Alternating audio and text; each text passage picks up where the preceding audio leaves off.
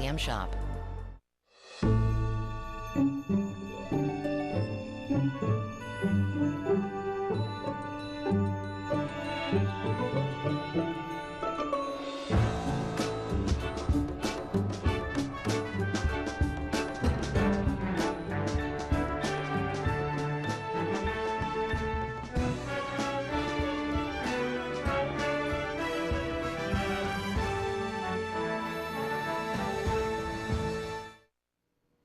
Hi, I'm Robert Osborne.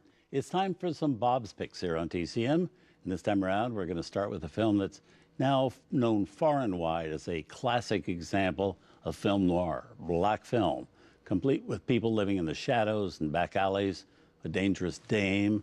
That's always a necessity when you're defining film noir.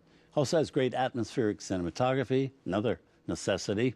The film is The Woman in the Window, one of the great film hits of 1944, and directed by the legendary Fritz Lang, who was born in Vienna, but a Hollywood resident from the mid-30s when he moved to California to escape the Nazi menace on his home turf. Now, the actors he's guiding this time around include Edward G. Robinson, Joan Bennett, and Dan Duryea.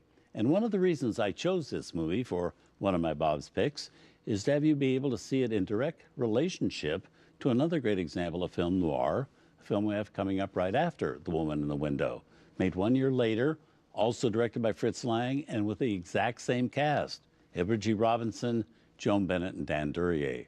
That film is titled Scarlet Street, was made primarily because this movie, The Woman in the Window, turned out to be such a roaring success. Well, Scarlet Street was equally well regarded, and both had a great effect on the career of especially Joan Bennett, best known to most people today for her role as the mother of Elizabeth Taylor in the movie Father of the Bride with Spencer Tracy. Now, Joan Bennett had been in film since she was a child.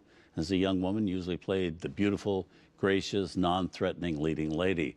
But she was so effective in our next two movies, playing dangerous women, for several years after, whenever a producer had a great role for a deadly femme fatale, the first one they'd call was Joan Bennett.